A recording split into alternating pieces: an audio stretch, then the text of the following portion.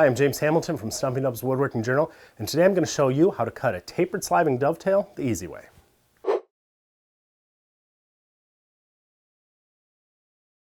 Sliding dovetails are stronger than dados, and they look great, but they also look tough to make, so they can be intimidating to a lot of woodworkers. And those that do try often find that a sliding dovetail that is tight enough to look good is too tight to pound together, because the longer they are, the more friction works against you as you try to slide them in place. That's why they invented the tapered sliding dovetail, which starts out loose and then tightens as it goes together. How do you make this wonder of modern joinery? All you need is a router. Let's have a look. A tapered sliding dovetail actually starts out as a simple dado. Here I'm installing a straight router bit that is just a little bit smaller than the narrowest part of the dovetail I want to cut. I'm going to use a plunge router to cut the socket because sliding dovetails are often used in casework that's just too large for our router table fences. I have several different homemade straight edge guides in my shop. We'll make a video about them sometime soon, but this one is just a simple flip up guide that I'm using to route my dado. Whenever you do this by hand, you want to work from left to right so the spinning of the router bit will pull the router against the fence as it cuts. Now I switch from a straight bit to a dovetail shaped router bit.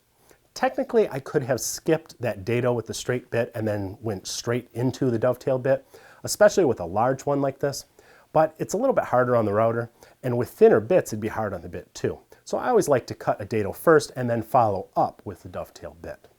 You don't have to move your straight edge. Just plow the dovetail shape right through the dado you just cut. It'll cut easily because you aren't removing much material.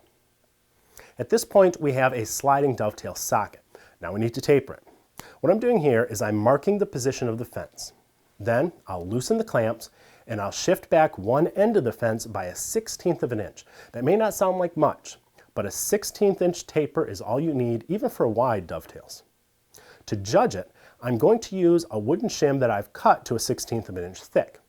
Then I can use this same shim to transfer that measurement to the other half of the joint later. Again, we're only shifting one end of the fence. The other one stays put.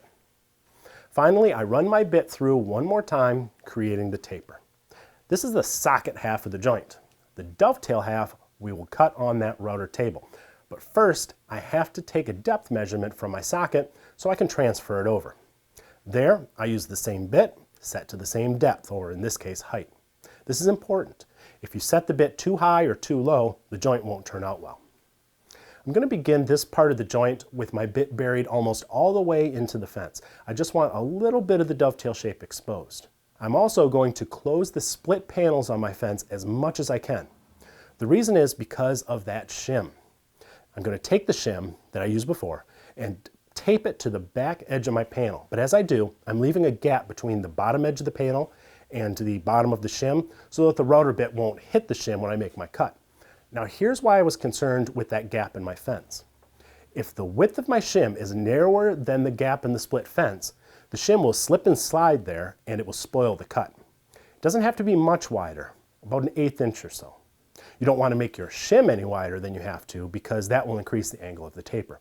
So just close up the gap on your split fence as much as you can. After I make a pass on the shim side, I flip the panel over and I make another pass on the other face. Of course, you want to make sure that the panel is perpendicular to the table as you work with plenty of support at the base. Now it's time to check the fit. If you've never done this before, you're probably going to get the crap scared out of you because the joint will be really loose as it goes together. But don't worry, it will tighten up as the socket slides into place. You want it to slide together easily until about 1 inch is still protruding. In this case, it's still too wide, so I would take it back to the router table for another shallow pass on each side.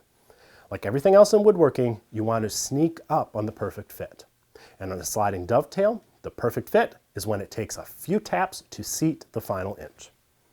Tapered sliding dovetails are easy to make, and they make you look like you really know what you're doing in the old workshop.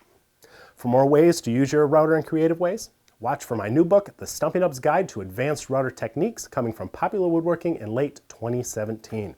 In the meantime, check out the latest issue of Stumpy Nubs Woodworking Journal for all sorts of tips, tricks, techniques, and tutorials designed to make you a better woodworker. You can read and subscribe for free at stumpynubs.com. Happy tail sliding!